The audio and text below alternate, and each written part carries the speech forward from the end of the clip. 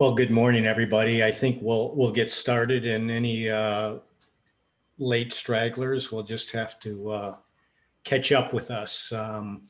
Thank you, everyone, for joining us on this wintry Saturday morning in the Midwest. I assume most of us are from here, and appreciate taking time out on your Saturday mornings to join us today. My name is Richard Hayes, and I'm representing the Chicago Yacht Club Race to Mackinac Committee. And by way of my background, I'm an offshore racing sailor and a veteran of 34 Chicago Mac races. Before we move into the program, there are a few housekeeping items that I'd like to go over. This program is being recorded and copyright protected, and we will make this available for replay within the next few days, and notices will be sent out. This program is a webinar, which means that you will be able to see the panelists only and not the other attendees. For questions, we do have at the bottom of the screen, I think on most of yours, there's a Q&A feature, and you can post questions at any time during the webinar. We're going to have a Q&A session at the end, and we'll answer the questions that we can at that point. We'll try to get to all of them. We're going to try to get through this program in about 45 minutes to leave 15 to 30 minutes for questions. We anticipate a lot of questions. If you're having any technical problems getting on or anything, send an email to regattamanager@chicagoyachtclub.org. That email goes to Sydney Simons, who is on here, and she'll try to assist. The purpose of today's webinar is to make everybody a little more familiar with and educated about one of the safety devices that is being recommended for use during the Chicago Mac race this year in 2021. And I've got up here on the screen the CMSR, the Chicago Mackinac Safety Requirements, Appendix A, which are the recommendations. And the first item on here on the screen is that each crew member, as a recommendation, shall wear a dedicated personal MOB emergency signal device with both AIS and DSC capability. And they will have this device programmed to the MMSI number of the VHF radio on the boat that they're sailing on. The last sentence here is that this recommendation is expected to become a requirement for the race in 2022. So with this webinar, hopefully people will start to understand a little better what this device is, how it works, and what kind of technology you need to utilize this best. Let's see. I think that most of the people on here probably know who Stan Honey is. And Stan Honey is a supporter of these personal MOB devices. Stan is a recognized offshore sailor and navigator, having done most of the offshore races in the world. And he has a quote that personal AIS MOB beacons and AIS on race boats is the single most important innovation in man overboard recovery in our lifetimes. And I think that's pretty much says it all, and our committee believes this also, which is why we recommend it for use this year and intend on making it a requirement for next year. At the bottom there, you can see some of Stan's accomplishments. And the one item I didn't put here, if you don't know who Stan Honey is, he actually is the founder of a company called Sport Vision, which is different than the company called Sports Vision. But Sport Vision, actually, he created the first down markers in NFL football games that we all see on TV. And that was an invention of Stan Honey. So he is known in certain circles as a tech geek, and I wrote here a sailor tech geek. The last part of this introduction here is just identifying who the panelists today will be. We've got Rich Galasso from ACR Artex. And the ACR is the manufacturer of two devices that comply with the CMSR recommendations. The first device is Ocean Signal, and its manufactured name is Rescue Me MOB1. And the other device is the ACR AIS Link MOB. Our second presenter today is Ben Stein. He's a publisher of Panbo. There's also a website, panbo.com. It's a small organization that do independent reviews of marine electronics. And then lastly, anyone in Chicago may know Phil Pollard from Crawley's Yacht Yard. And Phil is joining us with a few simulations showing how to use this device that he's recorded, and he will be sharing those with us later. I've asked each of the presenters to give a little further description of themselves as they start, but I think with that, I'm going to hand over to Rich Galasso, and he's going to give us a sense of the different types of electronic devices that some of us are familiar with, including these devices here today, and show us a little bit more of, and tell us about them. So with that, if I can figure out how to.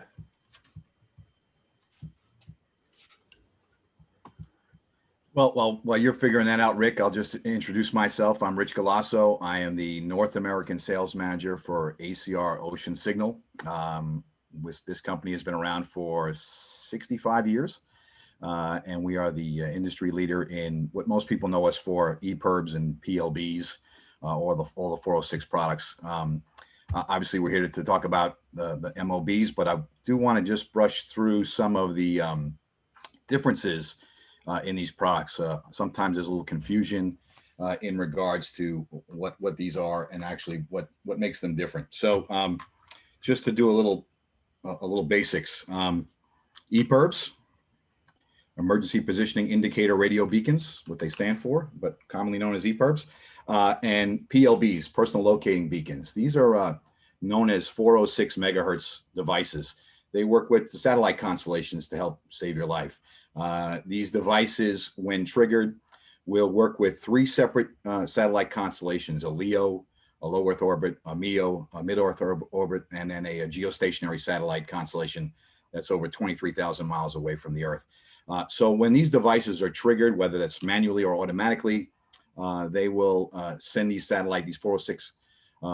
They will communicate through 406 megahertz with these three satellite constellations anywhere in the world, and they will route your information to the nearest clearance house, the nearest ground station. Yeah, hi, Brian. Here in the U.S., that's in down here in South Florida, where I am. But there are 59 other countries that have clearance centers as well to coordinate search and rescue. Little differences just to start with between the EPIRBs themselves. That is what's called a category 1 and a category 2. And if you remember anything about this presentation, category 1s are fully automatic, category 2 are manual. So these category 1s come with a pressure sensor. When the boat goes underwater, rolls, pitch poles, sinks, this will be triggered by water pressure. It will eject the cover off the unit, the protective cover. It will eject the unit out. The units are naturally buoyant. They will float to the surface, and they will sense that they're in water and turn themselves on. All these 406 link products have built-in GPSs, 66 channel GPSs these days. So they will transmit your position. All of these devices on the EPIRB side will run for a minimum of 48 hours. Some brands and some models up to as much as 96 hours. They have built-in strobe lights so you can see them at night, and they will continue transmitting, like I said, for that minimum time. So fully automatic Cat 1, fully manual Cat 2. These are commercial requirements, but we also highly recommend them because just because they're automatic doesn't mean they're not still manual. You can always pull and remove the units, still use them manually, turn them on by activating the remote switch or throw them in the water, and they will start transmitting. So you don't lose the manual capability just because it's automatic, but it's nice to have a product that's always working for you full time, even when you're busy trying to save your life. So we highly recommend Cat 1s. Cat 2s, typical applications would be ditch bags, have them packed in life rafts, somewhere in a small bracket, very accessible to where you might be in a cockpit or something along those lines. So that's the real big difference between Cat 1 and Cat 2. Other than that, they're going to do exactly the same when it comes to saving your life. Then that brings us to the PLBs. These are smaller in size because they're meant to fit on the body. Personal locating beacons only are going to be successful if they're with you, if they're on the body. So they come with various mounting applications, lanyards, belt clips, different ways to attach them to your life jackets, to your belt buckles, stick them in your pocket. It doesn't really matter, but just have them with you, because if they're not with you, they're not going to be able to do what they're supposed to do, which is save your life. Besides being physically smaller, obviously the battery life is going to be a little smaller. So these will only run for a minimum of 24 hours. Once you turn them on, in most cases, that's more than enough. The average rescue takes minutes or hours, depending on where you are in the world, of course. And the units have to be manually activated. The Category 1, remember, EPIRB was fully automatic. The Category 2 was a manual. Well, PLBs are also required to be manually activated. You'll have to release the antennas, push the button, and let the thing start doing its job. It will also have a strobe light into it. Some of the new ones even have infrared strobe lights as well, so they can see at nighttime even better with the night vision goggles. So that's the PLBs, personal locating beacons. These are the 406 megahertz products that work with satellites, what we call more of a global solution, right? Because they'll work anywhere in the world using satellites to coordinate your search and rescue. And that differs a little bit to what we're really here to talk about today, which is the MOBs. These are man overboard devices. That's what that stands for, MOB. We make two different versions here. The AIS link in the green, ACR green color, and the MOB1 in the ocean signal yellow color. These are the only two units on the planet that are built to also do DSC. Every other man overboard device only runs on AIS.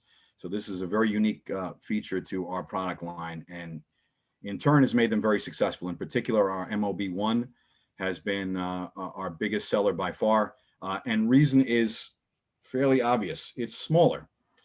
These devices are designed to be mounted inside of life jackets, inflatable life jackets.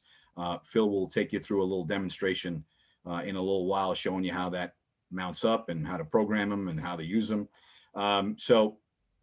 They are meant to be fitted on the body like a PLB EPIRB, right? The personal locating beacon 406 device.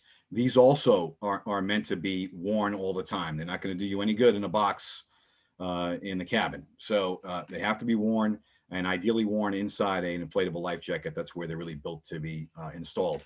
What they will do, if you'll notice, there's on the units, on both units, there's a little inflate tube connector, which is adjustable. You can put them on either side. So depending on what side of the jacket you have to mount it on, no problem.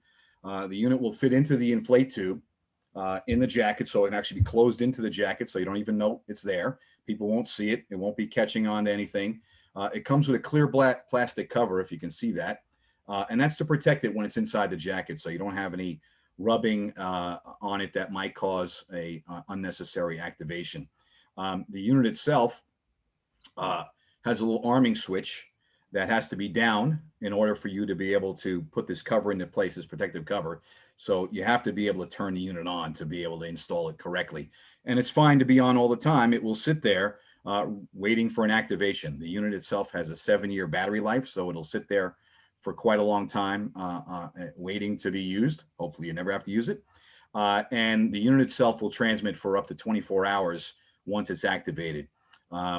What makes this very interesting and very special, when you mount it inside the life jacket, you'll have a tether that will go around the deflated bladder inside the jacket, or for some reason the jacket doesn't allow for that, you can tether this with what we call a weld kit, essentially a little bit of an adhesive that will allow this line to stay taut. And the whole idea is when you install this into a jacket, and again, Phil will demonstrate it, it keeps the jacket nice and taut. And I'm sorry, keeps the cord nice and taut. So when the jacket inflates, it will then pull the cord, which will launch the cover out, rip the protective covering off, launch the antenna, turn the GPS on, turn on the internal strobe light, and allow the unit to start transmitting. Within about 15 seconds of that happening, so in other words, you going overboard, your life jacket inflating, and this unit being activated, it will then call back both your DSC radio that it's programmed to and the AIS. Now, that uniqueness of this unit with the DSC requires the ship's MMSI number. So the MMSI number you have programmed into the DSC radio on your vessel gets programmed into this unit. Again, Phil will show you how to do that in his presentation coming up. But that will allow this unit, once it's activated, to call back to that radio to alarm it, to show that there's a man overboard in progress, get everybody's attention on the boat, and also show the latitude and longitude right on the screen. At the same time, it's also transmitting on AIS, which is a generic call. So it will go out to every vessel within the range of the unit. We get this question a lot about what kind of range are you really going to get out of the unit. The unit itself is a 1 watt unit. It'll transmit essentially line of sight. So we test relatively regularly to 4 to 5 miles without any real difficulty, considering that you're in the sea bobbing up and down with this on your life jacket, and you know, the receiving antennas and their heights, sea conditions, all will have an effect, but pretty confident that you'll get about 5 miles without any troubles, and obviously could potentially be a lot greater distances as well. So the unit itself, when you actually have the, I'll take the other one here so we can show you a little bit closer. I've removed that clear plastic cover. This is the arm disarm switch. You go up and it's now disarmed, down it's armed. You'll also see there's a little clear lens in there. That's not only just the strobe light, that's also how you program the unit. Again, Phil will demonstrate. The letter T right next to it, that's a test button. There are several different versions of testing. You could test the unit on its own, just so the battery's okay, the antenna's okay, is the board inside okay, just that this unit's working soundly. We recommend that about once a month if you can. There are also some other tests to test the DSC call and the AIS as well. A little bit more elaborate there, but these features are all built in into the unit. The unit itself is fully submersible, can go down to a depth of 10 meters and stay there for a minimum of 30 minutes. Realistically, can go even better than that. But they do not float. So you'll notice that there's another lanyard attached as well. That actually has an attachment point on this unit right here on the top. So you can secure that inside the life jacket. So in case this gets knocked out of the life jacket, you don't lose it completely. It will sink. It does not float. When this thing's actually activated, this is sort of what happens. So it's sitting in the tube. You've got the lanyard secured in, the tape secured in for the mechanism to activate. You hit the water, the jacket opens up. It will literally pull the little protective cover right off. It'll launch the antenna, turns the internal GPS on, and also starts activating the strobe light. This is just a dummy unit. It's not going off for a reason. But this is what will happen in the real world. And like I said, about 15 seconds into this, it will start calling out to the DSC it's programmed to, and to also the AIS, the general AIS distress call as well. This is different than the EPIRBs and the PLBs, right? Those are 406 frequencies, megahertz frequencies talking to satellites. So we call that a globalized solution.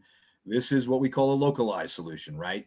Statistics have always told us that you're more likely to be saved by the boat you came off of or by vessels around you. Hence why we developed this product. And it's not unheard of. As a matter of fact, we see quite a lot for people to actually use both and mount them both into your life jacket to have the localized and the globalized solution, right? This is great when there's other people on your boat and when there's other people nearby. When that's not an option, this becomes the fail-safe because it does work with a satellite constellation anywhere in the world. So big differences in the applications and the way these products are used. So you'll see a little bit more of this, how this actually works and how it's programmed and set up when Phil does his thing. But for right now, I'm going to just throw it back to Rick so he can get you on to the next phase. Thank you. Well, thanks, Rich. That was helpful. And we're going to shift to Ben now. And Ben is going to describe what happens when this device becomes deployed, what kind of signals are sent out, how often they're sent out, and what kind of technology you need in order to receive these signals. So, Ben, I'll let you take it from there. Thanks, Rick. Let's start with a little bit of trying to decode the alphabet soup that we are discussing today. There are a ton of acronyms that we've already thrown around, and I'm going to throw a few more around in a minute. But let's start with the very basics, which are, I think, probably everybody on this webinar is likely to be familiar with a VHF radio. I'll probably refer to it as VHF voice from here on out. Since the early 2000s, VHF voice radios have also been equipped with DSC technology, digital selective calling. DSC is designed to enable station-to-station calling, where you can call from boat to boat, and also to enable DSC distress calls, the red button on the back of a VHF handset that will allow you to send a distress call to all the vessels around you, as well as to the Coast Guard monitoring stations. So that's digital selective calling, DSC. DSC operates using an MMSI, a Maritime Mobile Service Identity. That's a number that you are assigned either as part of your ship station license from the FCC, or if you're never going to leave the bounds of the US, it can be assigned by Boat US or other boater organizations. Your MMSI is the unique number that identifies your vessel and the radios on it. Rich mentioned the MMSI with regard to the MOB-1 or the AIS link. When you get one of these devices, you program it with the MMSI of your boat. The purpose of that is not so that your MOB-1 will carry that MMSI. It has its own. Always starts with 972 and designates that it's a safety device. The purpose of that programming is so that your MOB-1 or AIS link can make a call to the DSC radio on your vessel in order to notify the people on the boat that you've just fallen off of that there's an emergency. When the MOB-1 is deployed, it's going to send that DSC man overboard signal back to the vessel that it's been programmed to transmit to, and it will send an AIS man overboard message. AIS stands for Automatic Identification System. AIS also operates in the similar frequencies to VHF voice, also uses an MMSI to identify the sending station. In this case, that sending station is going to be that 972 MMSI issued to the MOB-1 or AIS link. That signal will go to all boats in the area with an AIS transceiver. The other thing that I think it's very important to mention, and I should have mentioned this before I shifted to AIS, DSC only works if the MMSI has been programmed into the VHF radio. If you have been assigned an MMSI for your vessel, which you should have for any boat with a DSC equipped radio, none of the DSC functions work unless the MMSI is programmed into the radio. That would include the man overboard message coming out of one of these.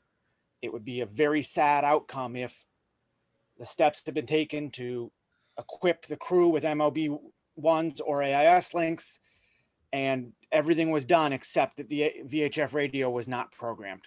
I mention that because unprogrammed DSC functionality in VHF radios is extremely common.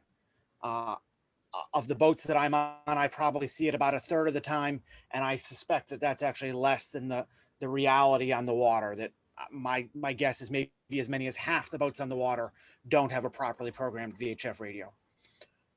It's a one-time thing. You do it and you're done. Unfortunately, US regulations actually do make it a little tough to change MMSIs in a radio if you were to have to, and typically that will require support from the manufacturer. So we've talked basically about what technologies these use, AIS and DSC. When this is deployed, as Rich demonstrated earlier, whether it's by the vest inflating and the inflation tube pulling away, or manual activation of the device, it will immediately begin transmitting a DSC, in essence, what is a DSC station-to-station call from the MOB-1 to your radio, transmitting a man overboard distress. It will also transmit AIS man overboard signal. That AIS man overboard signal goes out every minute and is transmitted 4 times on each of the 2 AIS frequencies. So it's actually transmitted 8 times each minute. It's updated with the most recent GPS position. That signal will make it to all vessels in range. As Rich mentioned, typically 3 to 5 miles at least. Sea state can have an effect. Bear in mind, you're transmitting from a relatively short antenna on the water. If you are in large seas and you're in the trough of a wave, that transmission will be, the range of that transmission will be diminished. That's part of why that transmission occurs 8 times every minute, spread out over that time period, so that hopefully if you are falling into the trough, you are also rising on the peak of a wave, and one of those transmissions will make it out with pretty good range. Just to emphasize, the only way that you can receive this message if the person did not come off of your boat is with AIS. A simple AIS receiver will do it. An AIS transceiver will also receive it. With AIS, if that AIS receiver or transceiver is linked to the nav system on the boat, to an MFD, etc., you will see that man overboard waypoint on your MFD. Most MFDs will give you the option to automatically route directly to the person in distress. Additionally, on these devices, and it's ACR and Ocean Signal are limited by regulation in the United States about how this works. So the functionality is not what I suspect anybody would like, but you can hold, after the device has been deployed, you can hold that test button for 5 seconds and it will send a one-time all ships DSC distress call to all of the vessels around you, indicating that there's somebody in distress. But unlike the other transmissions that are happening once a minute and updated with your position and all of that, that is a truly one-time call. In some ways, it's a Hail Mary. It's a, let me get this out there and hope that somebody receives it. The AIS man overboard signal and the DSC call back to your vessel are clearly your best and highest percentage means of rescue.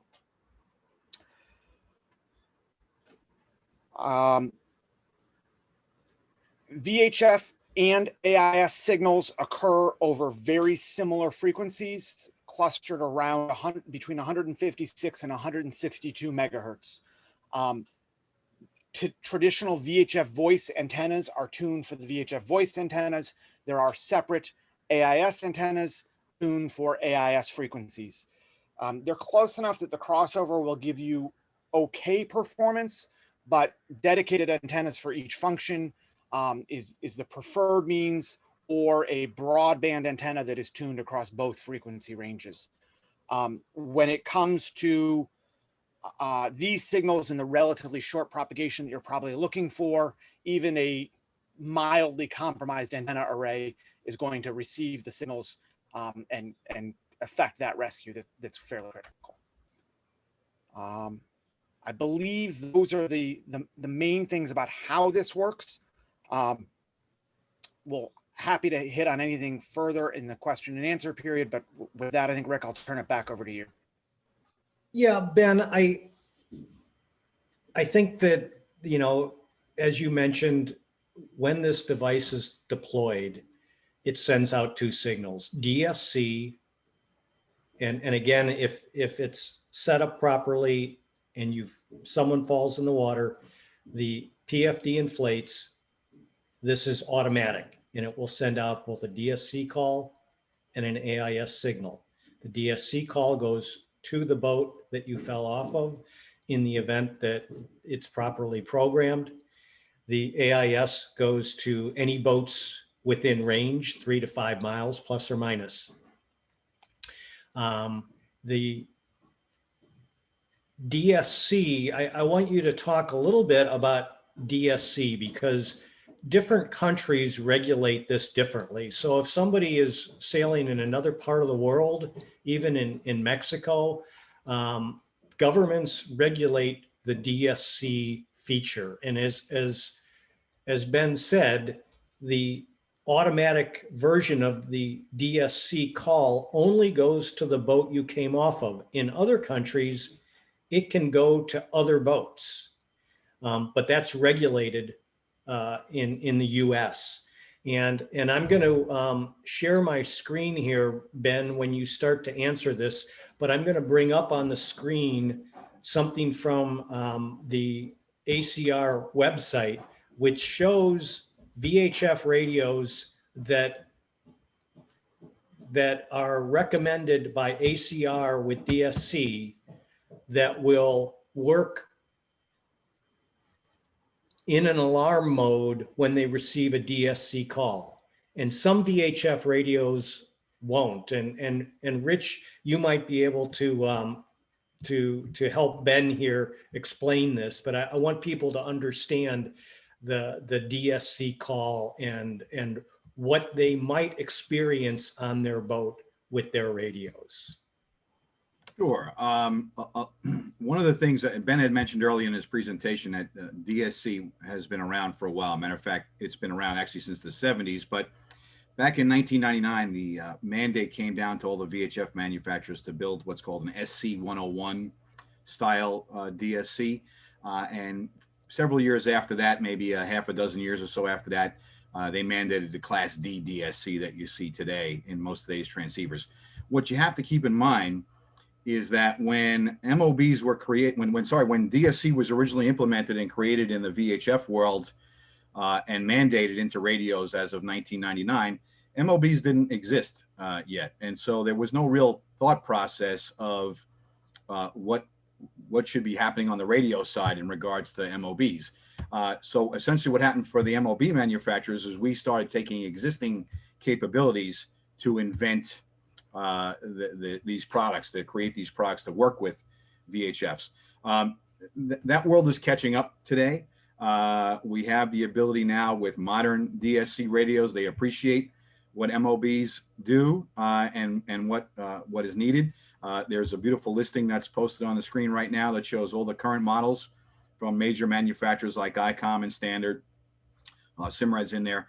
This is not an exclusive list. There are other products made by other manufacturers around the world. We do recommend that if you are not sure, that you contact your manufacturer of the radio that you're using and verify that it will work with the DSCs. Now, work with the DSC is a little relative. The biggest thing you're going to notice from some of the earlier, let's say, radios from more than 5 years ago, will probably be able to receive the distress itself, the actual DSC call itself from the MOB. The difference is in things like testing, you'll see a lot of things pop up. So when you try to do a DSC test from your MOB, the VHF might not recognize that. That's where you'll start to see some variances. Anything that's been purchased within the last few years and anything close to that, manufacturers can update firmware and software to accommodate the existing radio. So it might not be that you might have to get rid of the radio completely. You can just get it updated. So you'll have to investigate it. Unfortunately, there's many different radio companies, many different radio models, and of course, over a period of time, these things change. So what you're looking at, and you can get this from ACR's site or Ocean Signal's site, is a current list of the models that we verified will fully operate with the MOB1 and AIS Link products. So it's not a perfect answer. I know it's still somewhat confusing for people. It's just a matter of the technologies sort of catching up with each other, and that's happened now in recent years. But if you're running some older technology, you might want to do a little investigation first. But without a doubt, I want to just highlight something that was mentioned before by Ben and Rick. This all starts with programming your VHF properly, right? The whole idea of having an MMSI number in the VHF is its own safety device and needs to be programmed and hooked up properly. And I can't emphasize enough that that's where this really starts to break down. Once you're into products like MOBs and stuff, you have a general appreciation for a different level of rescue and safety. But really, it starts and ends with the radio itself and making sure that's in good working order. It's properly programmed. It's properly hooked up to your GPS. Those will all make a much bigger difference in the success and you being safe on the water. So that's what I wanted to highlight for you. Yeah, and one other thing I just want to highlight, because there was also a question in the Q&A about it. Specific models of VHF radios are known to work. In many cases, even the models that are known to work, only later firmware updates are compatible. So you may need to have your radio updated. That situation is made a little bit more complex by the fact that the DSC testing, as Rick mentioned, there's a standard within AIS MOB messages for how the test works. There is no such standard in DSC. So typically what ends up happening is a station-to-station DSC call is made, but it's a non-distress call when it's a test. So it's your radio will respond differently to a test than it will to an actual emergency on the water. That simply does make it a little bit more complex. To sort of restate some of what we've said already, first of all, AIS is the generalized message. AIS is the message that goes out to all of the boats around you. DSC is the message that's going back just to the boat that you came off of. That's a regulatory reality currently. I haven't seen much traction about that changing in the US, which is unfortunate because the technology actually does exist to affect better alerting. DSC is more widely equipped than AIS, so anything we can do to get those messages across is great. But specifically within the US waters, the bottom of that picture that Rick was showing a minute ago does list the various countries and what's permitted in each country. The US is worse than some and better than others. If this race occurred in Canadian waters, DSC is not allowed at all as part of the MOB device. So it really is, it's an uneven landscape right now. And to that end, AIS is the most effective. But in our waters, DSC does allow another means of alerting the boat the person in the water came off of that they've lost a crew member. And I just want to clarify something as well, Ben, because I saw it pop up in the Q&A as well. The all ships that Ben referred to before, the ability, and you can do that here in the U.S., by the way, to tack on to what Ben just said.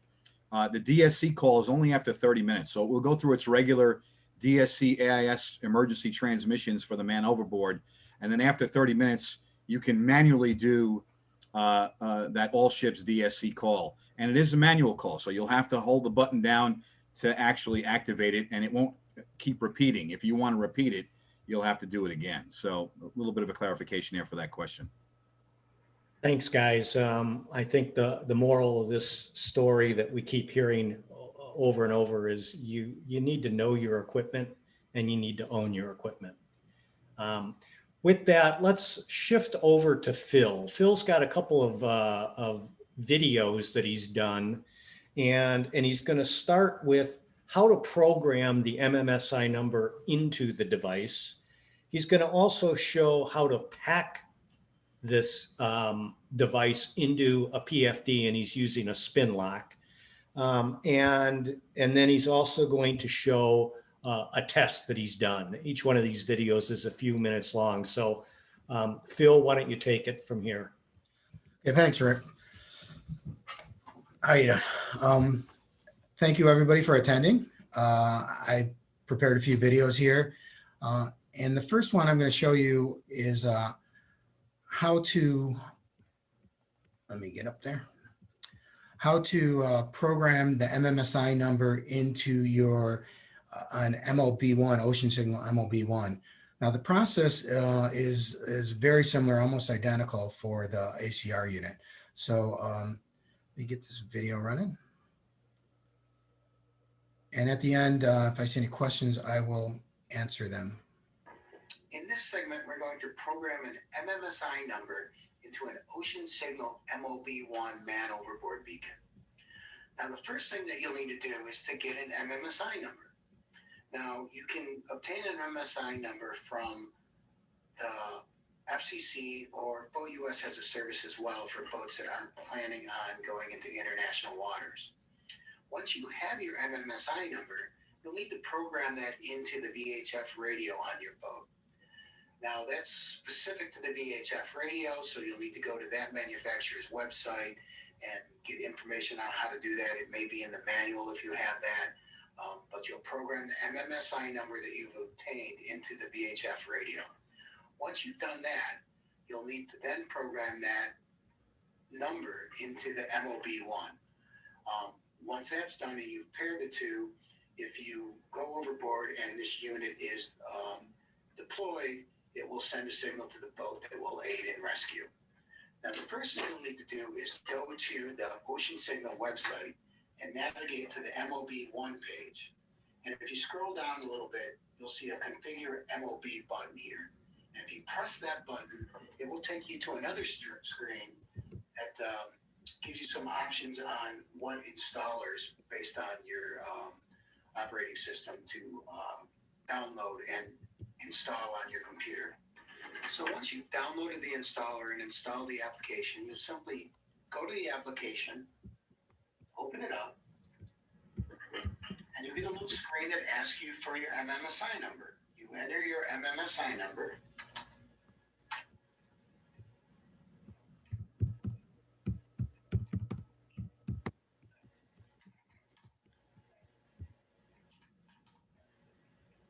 And then you hit Update Device. So then you'll go to your device, and you have to arm it by sliding this little red protector down here. And you put, this comes in the box, you put this little protector on, and you hold the button down. And it'll go through a series of different blinking lights. And you keep it held down until you get to a green light.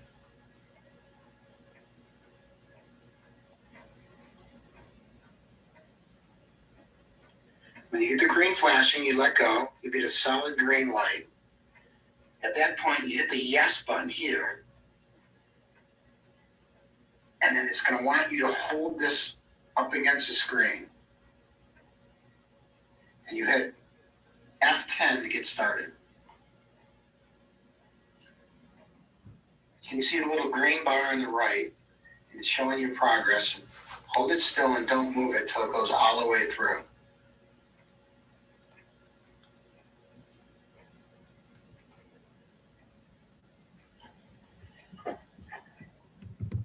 And then once you take it off, you finish. If you get a green flashing light like that, it means you're good.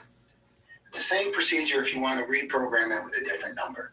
So if you're going from boat to boat, you simply do this over again with a different number. And that's how you pair your MOB1 Ocean Signal to the VHF radio on the boat. Okay, so that's how you do that. The next thing you want to do then is pack it into your life vest. And I specifically selected the spin lock life vest because it's one of the most difficult because it's tight. So I'm going to show you how that's done. It's pretty quick and pretty easy. Hi. In this segment, we're going to install our newly programmed Ocean Signal MOB1 into a spin lock life vest. If you do this correctly, the MOB1 should deploy when the life vest deploys automatically. So we'll show you how that's done. And first, you'll want to get a couple things out of the packet. One is this lanyard with the ribbon on it. And the second is this short piece of string here that you'll use for a tether. You'll want to attach the tether to the top of the MOB1.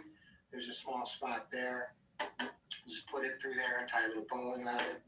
And then next, you'll need to remove this little protector here to expose this arming lever here. And then you want to slide, you also want to remove this, which is place that attaches it to the oil inflation tube. You'll slide this over just a little bit, not too much, because if you go too far, you'll deploy the device. And then you feed this little lanyard through the slot here.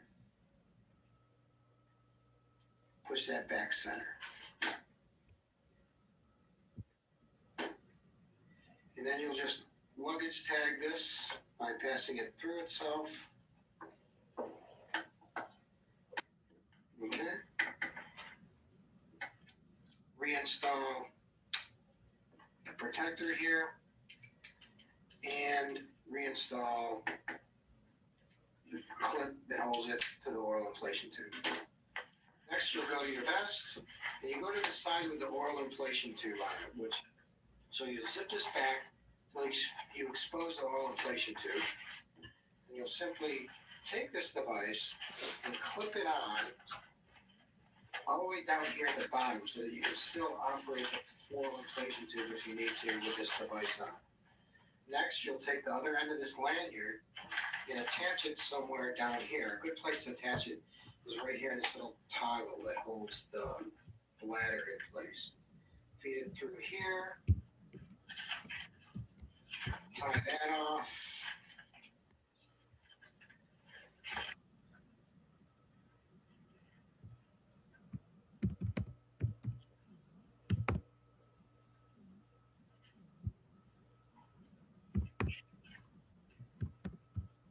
Make sure you get it nice and tight. And now you're going to take this ribbon and you're going to pass it around the bladder. Make sure it's nice and tight on there. You're going to pass it around the bladder.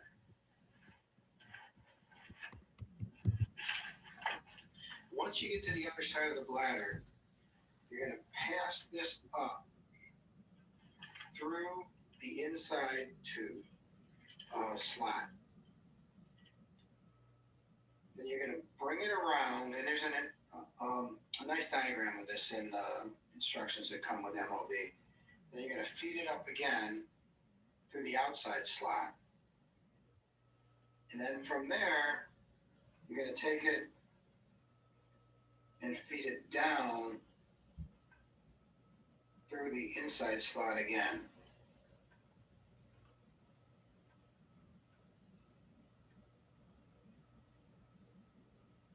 It's kind of tricky, but it's really important that you do this right, because if you don't, this ribbon can slide on this little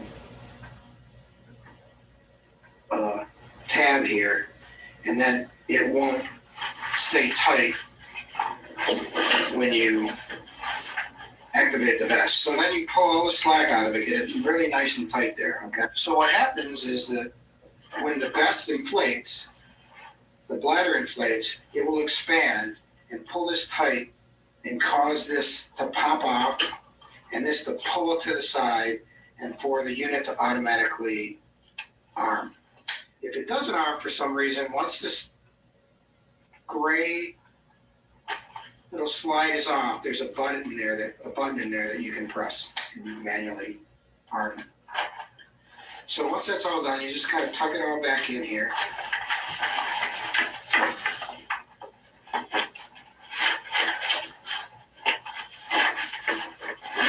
Zip it down.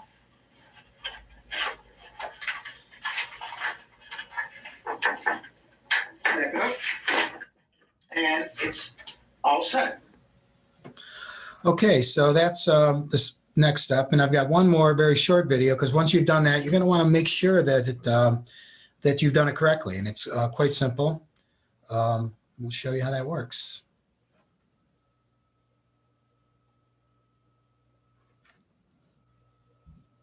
Right. So now we're down in the nav station on Vincent Torrey, the Southern Cross 52. Earlier, when I programmed the MMSI number into the MOB1, I used the MMSI number from Vincent Torrey. So once you've done that, you've programmed the MMSI number into your MOB1, you've installed it in your Life Vest, you should check to make sure that it's correctly paired with the VHF radio on the boat. And that's a pretty simple operation. Let me show you how that works. Access our MOB1. I'm going to take off this little plastic protector here, the clear plastic one. And then you hold down this test button till you get a solid red light. You let go. And you can see that it's sent out, it'll give you a strobe and a green light. So it's a good test. And if we look at the screen on the VHF radio, in this case we have a base station VHF, and I'm also holding a wireless handheld VHF that we keep up in the cockpit. You can see that it's recorded routine station-to-station DSC call, and that's what is broadcast by the MOB1 in the test situation. It also notes the MMSI number, and that matches the MMSI number on the MOB1. Once you've determined that this has happened this way, you can be confident that if the MOB1 is deployed, it will send a DSC distress signal to the vessel, and it's paired correctly with the VHF radio. Okay, so a couple questions here. Any chance of damaging the inflation bladder of the spin lock when deploying?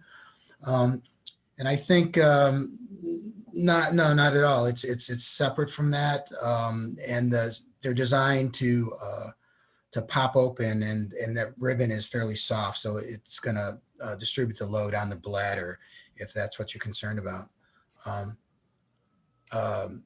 And someone asked if they bought their spin lock through us. Will we put the AIS in? Yeah, bring it down, and our guys will help you out. By the way, we do sell these. The issue with using the same MMSI is now that two radios. Oh, that's an answer for someone else. I'm going to hand this back to Rick, and we'll do a question and answer, I guess, at the end. But if anyone has any specific questions, I'll dig through this now when I get a chance and answer those. Well, thanks, Phil. There's just a couple things I wanted to go over before we get into Q&A, but I think the lesson here, or the moral of this story is, don't wait till the night before a race to do all of this. It doesn't happen in 10 minutes. And programming these MMSI numbers, Phil made it look easy. It's not necessarily that easy. And if you sail on a new boat, you're going to have to get the MMSI number for its VHF radio and program that in. And so I think we need to, if you're going to use these devices, don't wait till the last minute. One thing I wanted to talk about is as more and more of us get these devices, that we're going to want to test them. And the test that Phil went through is a fairly easy test. If you ever want to test this device and actually set it off with a full deployment, you need to contact the Coast Guard, because the Coast Guard is going to potentially get involved. If you actually deploy this and it sends out DSC calls and AISs, and there are boats in the vicinity that receive that AIS, and they're going to get a little MOB symbol on a chart plotter or an MFD or a laptop, whatever your boat uses, they're not going to know it's necessarily a test. And So you need to contact the Coast Guard on channel 16 at the very least. And then there's false alarms. You know, we're doing a MAC race. In the 2019 MAC race, I did overhear chatter on the VHF radio twice, where a MOB device actually was deployed. And on one occasion, the Coast Guard actually launched an asset. They launched a helicopter, and that helicopter came into a vicinity that the boat Providence was in. And Providence and the Coast Guard was the chatter I heard. They never did find out where that signal came from, but the Coast Guard anticipated the worst and expected there to be a man overboard, but there wasn't. And so in the event that you have a false alarm, don't just go turn the unit off. Get on the radio and let the boats around you know, and the Coast Guard on channel 16, that you had a false alarm, and give the MMSI number for that device, because then people will know they don't need to be concerned. The last item I wanted to mention, and some of you may know that the Vendée Globe race, which is a round the world single-handed race, occurred in the past year. And it finished, I think, in January in France is where it started. There was a man overboard in that race, and the boat actually sunk. And this was in the Southern Ocean. And on that boat was the sailor was Kevin Escoffier. And Kevin's boat did send out an EPIRB signal, and so the authorities were notified. And once he got into the life raft, and the boat actually split apart and sank, he remembered that in his PFD, or in his foul weather gear, he carried one of these MOB devices. And he said that he typically does offshore racing on crude boats when he uses this. And a lot of people on single-handed think that it's not worthwhile to have one of these devices. He remembered he had it and he deployed it. The other closest boat was directed to go to his last known location. And when they got there, this was a boat with Jean Lecam. And Jean Lecam, who actually in the previous Vendée Globe actually was rescued from his boat, as he was a man overboard, but this time he got to rescue someone else. When he got to the location, he actually saw on his instruments an MOB beacon. And he went to that location and found Kevin Escoffier. So that this device actually helped in that situation. I thought I would share that story. I think at this point, we've been on this call an hour. I had hoped we'd get through a little quicker, but let's go to the Q&A and try to address some of these questions. And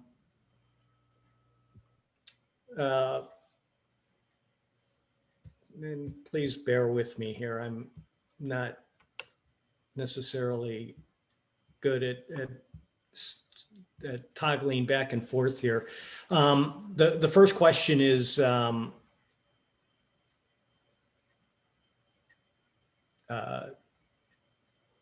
a person crews on more than one boat, it seems like reprogramming the MOB device should be just before the race. Is it easy to change later if the boat I'm on is a different one? You do need to reprogram this with a laptop, and you need the MMSI number. And from what I've been told, I know Phil does race on different boats, and he has an ocean signal device that he's reprogrammed. And it's not always easy to do. Phil, can you explain any problems you've had reprogramming it? Sure. I mean, it's not problematic. It's just you need to do it off of the boat. You need to make sure that you get the MMSI number from the skipper of the boat before you show up. So if I'm going to go race with my buddy, as I'm going to do in a few weeks out in California, I got to in advance get the MMSI number from him in order to program it. And this will answer another question that came up in the Q&A. Do you have to remove it from the vest? No, you can actually keep it installed in the vest and hold it up against the screen. It's going to be a little awkward, but you don't have to take it out of the vest to do that once you've installed it into the vest. So those are a couple of things. It's a little more difficult to hold the MOB1 or the ACR device up to the screen when you're also holding up the vest. Other than that, you can go from boat to boat and reprogram using the procedure that I did in the video. And it's not too difficult. It's just it's a hassle. You got to, in advance, as a skipper, you should provide your crew members with your MMSI and tell them to make sure that they get their MOB beacons programmed in advance. And let me just jump in there too, Phil. The number one thing we see on our end is screen brightness. That's a big issue. Obviously, working on a computer is best. Not in direct sunlight is best. So be in a relatively dark place with your screen brightness turned up as bright as possible. Newer computers work better than older screens. They get a little tired. Yes, we have seen people do it on iPads and iPhones and things like that, but it's not recommended because of the screen issues. And also that little lens that Phil showed you, a little rubber cover, makes a big difference in keeping that ambient light out of that reader, so that it's more effective at picking up the programming screen. So that's the biggest problem we see historically. And the rubber cover also protects your screen. Of course. I think that I've seen at least one comment come in that there is another manufacturer of an MLB device that has both AIS and DSC. And again, technology, as we all see, changes all the time. And so, Ben, I think you mentioned to me that you've tested some of these devices. Are you familiar with any other devices that have both AIS and DSC for personal MOB? The only one that I knew of prior to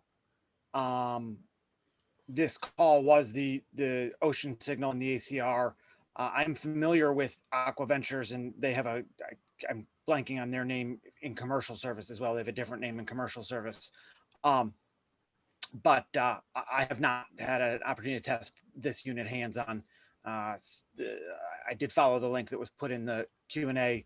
And one thing that I do notice off the bat is it does look like it's a little bit larger, but that's about the extent of what I know. Well, thanks. There's a question here that says, continuing, the other boat's MOB displays ? If another boat has an MOB nearby,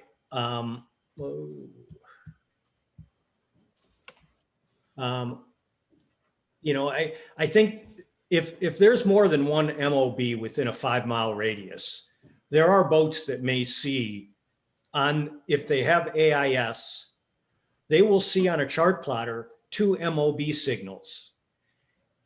And you aren't going to know who those are coming from and what boats they were on. You will have a lat-lon, a location for them that's shown. And I guess if you're able to get yellow brick, you might be able to, through process of elimination, know who it is, but you're going to just see an MMSI number. And for these devices, they all start with the 3 numbers 972. So if there are 2 people in the water, and typically this is probably going to occur during a storm, that people go overboard. It's not going to happen on a sunny day with 10 knots of breeze. But if you see these signals, it should alert you that there is a distress call and assistance is required. And you need to get on your radio and treat it as if it's a man overboard and provide assistance if you're in the general vicinity. And Rick, real quick, even though the MMSIs start with the same number, notifying that this is an MOB device, and then the manufacturer code comes after that. But after that, it's a unique number. So every MMSI number will be different. So you will see different numbers on the screen. Right. There is a question, and again, I'm not going to go over all of the requirements we have for the Chicago MAC race, and I know people feel that the safety requirements is a lengthy list, but you need to have your radio on. You need to have the MMSI number programmed into your radio. I would suggest that if you've never used the DSC feature on your radio, figure out how it works and use it. Make a call to another boat. This is the technology's out there, and we don't want to wait till a disaster to use these features for the first time. There is a question about once activated, does the battery need to be replaced before reuse? And Rich, I'll let you answer that.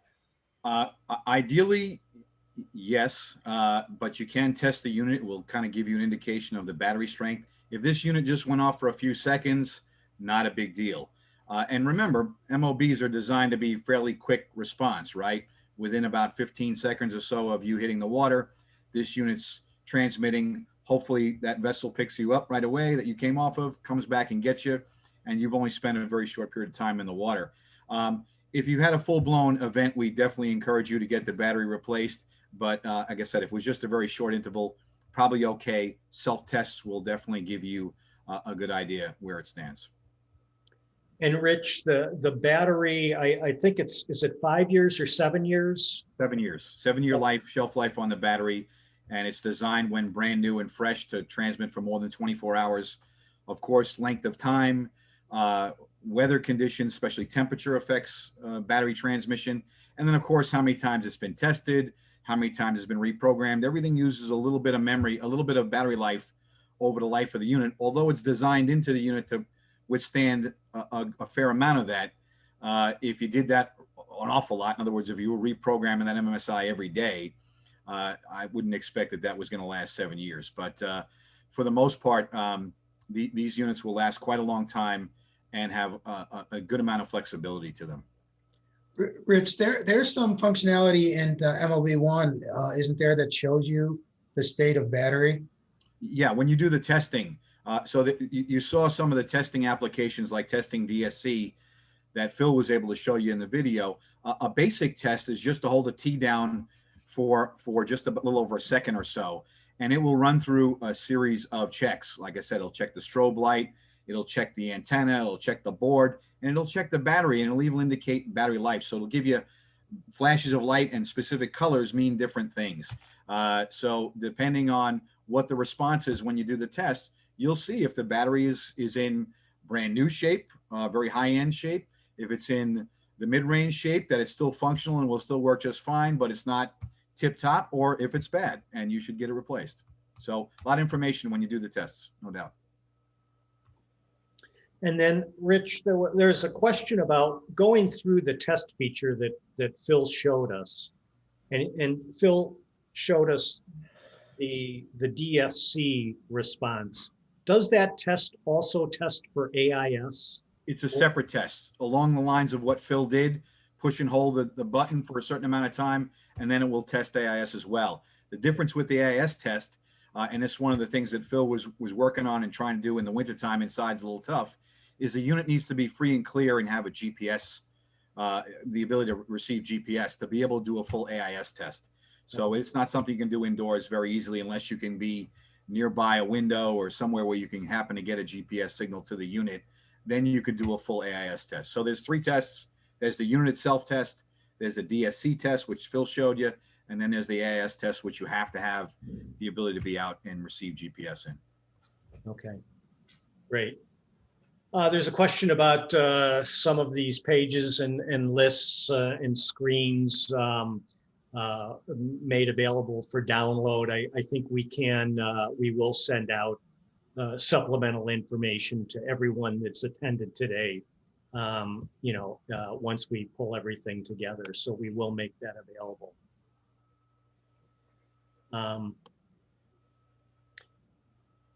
Let's see, there's a question. Someone with one of these MOB devices goes in the water. Will it, most of us probably have VHF radios and MFDs, multi-function displays from different manufacturers. Assuming someone goes in the water, will it appear there are two people in the water, one from the DSC and one from the AIS? Or will the VHF and MFD recognize it as only one person?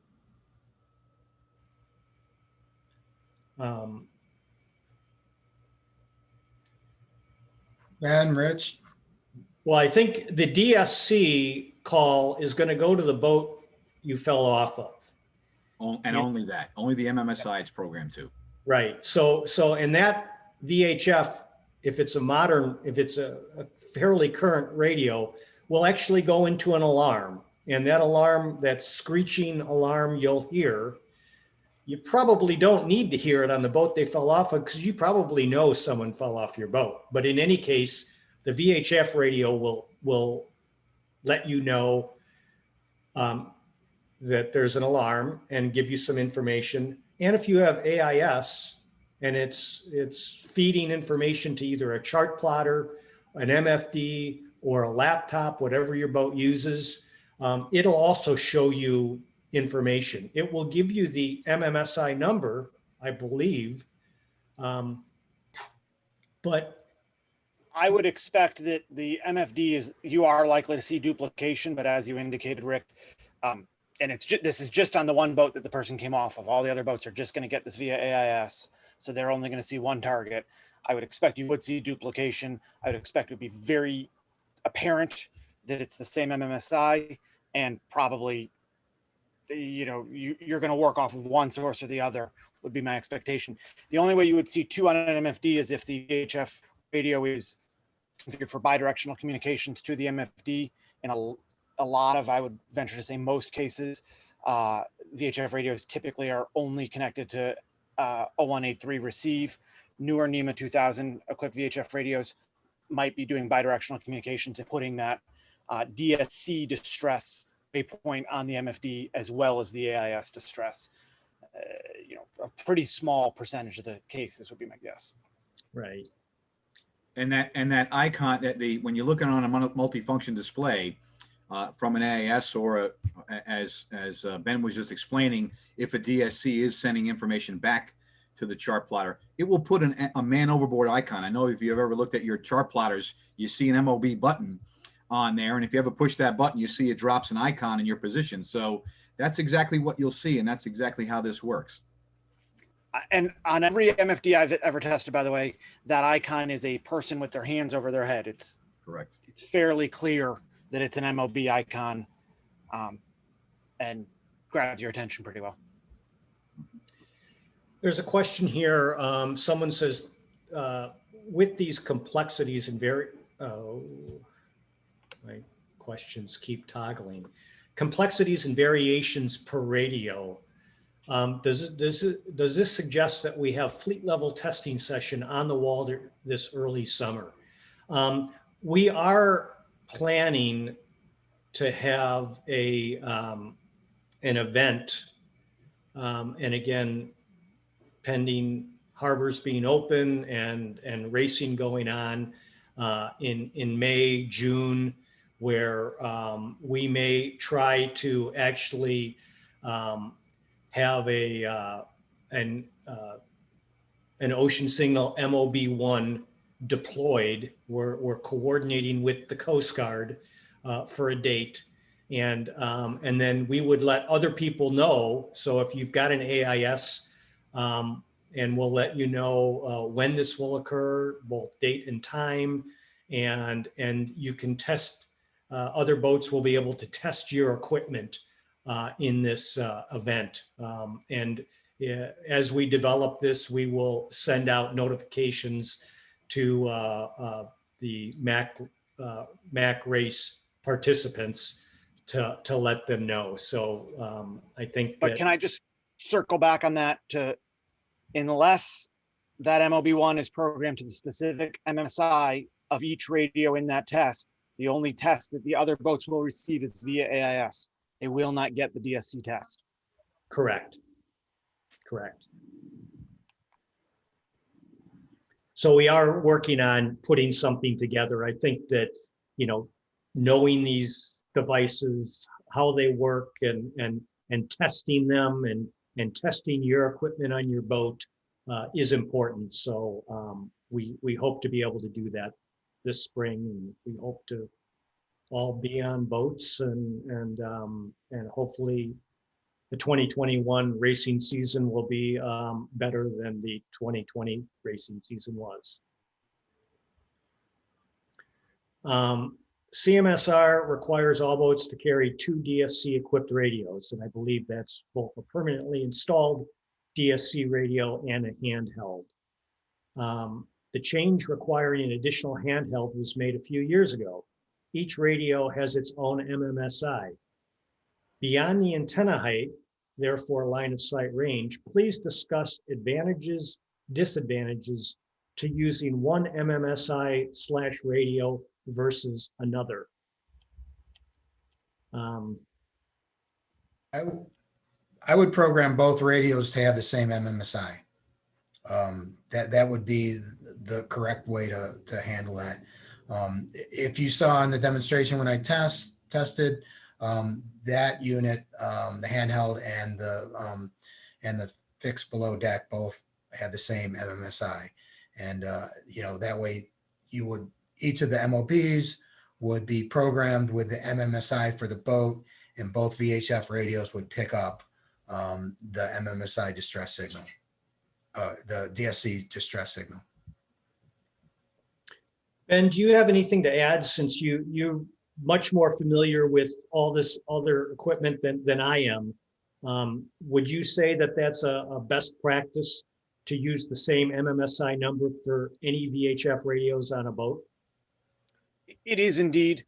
I think the complexity comes from crew who might change from boat to boat, and that assumes one thing, which is that the handheld is that the crew's handheld is also DSC equipped.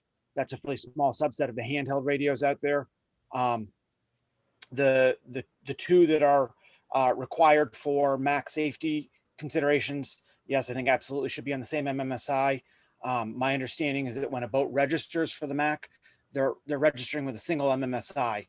I would expect that any radio that's going to communicate on behalf of that, at that boat should also be transmitting that MMSI.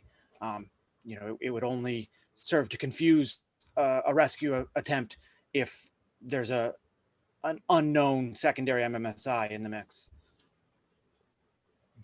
Just a word of caution, and Phil and Ben, correct me if I'm wrong. It's been many years since I worked for the VHF manufacturers, but most VHFs, at least in the past, didn't allow you to just keep changing MMSI numbers randomly like you can do in the MOB1. So be very careful about just constantly programming or thinking you're going to be constantly reprogramming your VHFs with different MMSIs. It doesn't work like that. You are not wrong. So yeah, it's in some cases, and in fact, quite a few cases, you would need to get the manufacturers involved in the process for reprogramming the MMSI on your VHF radio. And so, yeah, I'd recommend that, the boat be equipped with a handheld and a fixed mount, and that they both be, permanently part of the boat.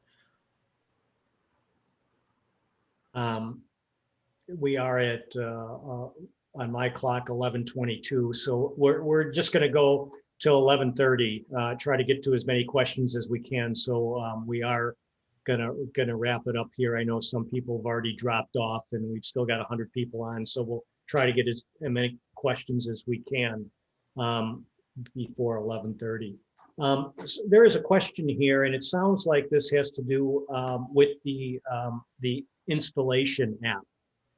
Apparently, someone says, what is MMSI group on the install app? So there must be something on the install app that asks for an MMSI group.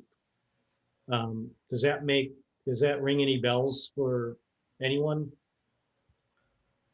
Rich, you want to address that? It is definitely an option. Well, I was going to say, you kind of highlighted it a little bit, well, not directly in your video, but maybe you can go ahead and reference what you saw or you were showing. I don't know if you could pull your feed back up.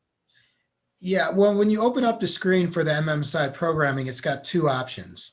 It's MMSI and MMSI group. You should select the single MMSI number.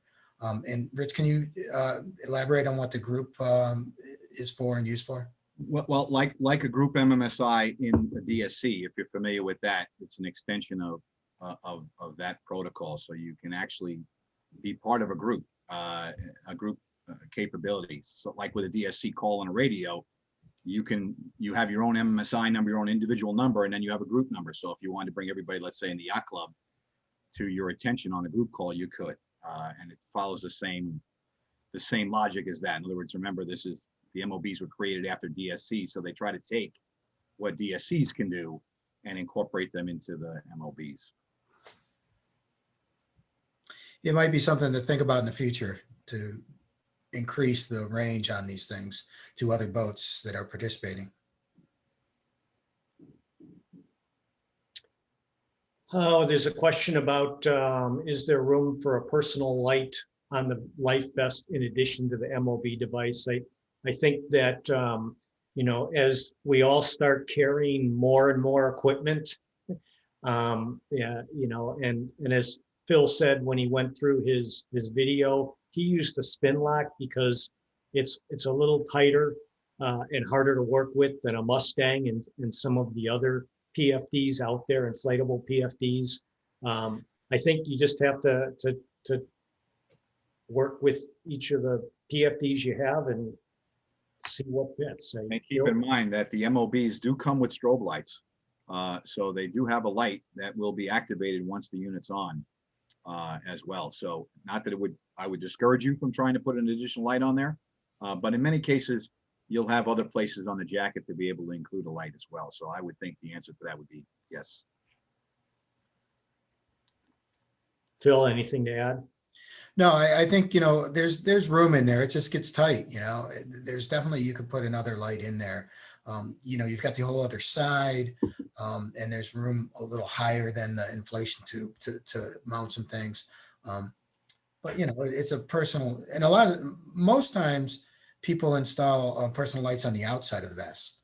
So, it's not really an issue for fitting it inside the enclosed cover. So I don't think there's an issue with getting a personal light on there as well. Okay. There's a question about will the LAN show up on the VHF radio screen when it receives the DSC call? And Phil, it was a little hard to see the screens of the radios in your video. Mm-hmm. What information did you see on those screens? So, the answer to this question is really that it's specific to your VHF radio. Okay, what you're going to see on the screen. On the screen for the model of the VHFs that I was using on Vincitori are B&G paired units.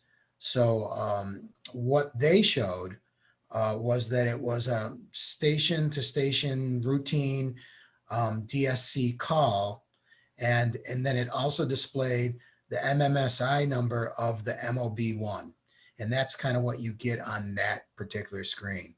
So that's another good reason to test to see what you get. Now, the test I did wouldn't certainly display that because it had no AIS signal, and it also did not, have a lat/LAN because it couldn't acquire a GPS signal. So with the test that I used, which is strictly a DSC test, you're only going to see the MMSI number from the sending station, which is the MOB1. Phil, and the reason you didn't have those signals is because Vincitori is inside a warehouse and doesn't have the antenna coverage. Exactly. We, didn't have the opportunity to, kind of very cold this week. We had hoped to move a boat out and actually run this test and the simulation outside, but everything's below freezing. So we weren't able to do the full simulation of the AIS deployment. Right. There's a comment here. Somebody is asking, how about a discount coupon to reduce the price for Mac racers? And I think that's a possibility, and we'll work on that with ACR, and more information to come if that is available.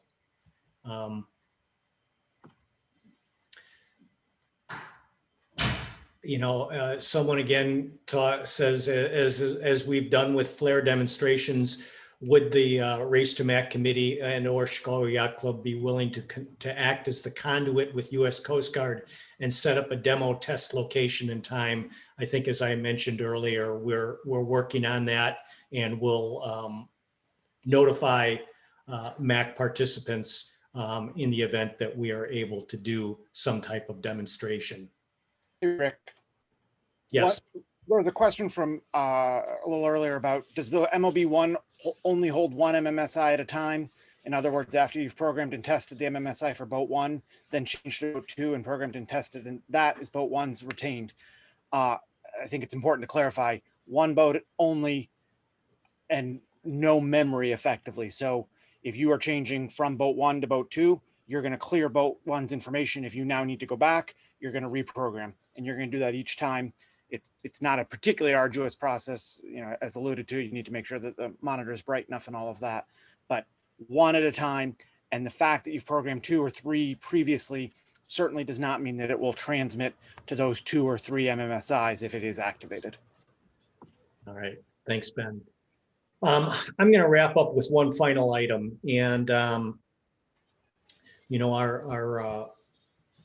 Race to Mac committee has been working on some of the database involved with both the invited competitors and crew, and within all the crew profiles, which are now for the first year to be controlled by each individual crew member.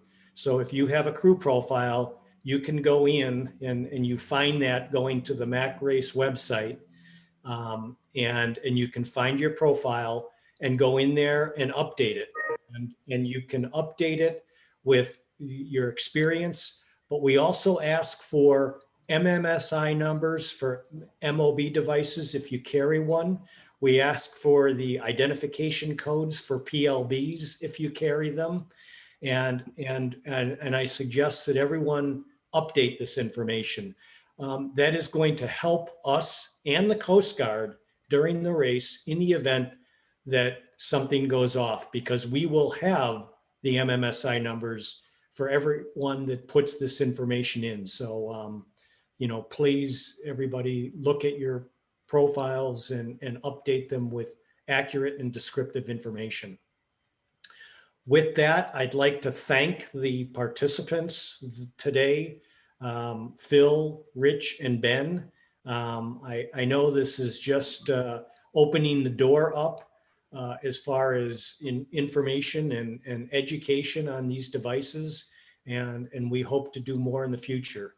I'm sorry we didn't get to all the questions, I'll end with know your equipment and own your equipment. So with that, thank you everyone for attending, and have a great weekend, and we look forward to seeing you out in the water this sailing season. Thanks for having us. Thank you, everybody. Thanks for having us. Thank you for having us. Yeah. Bye.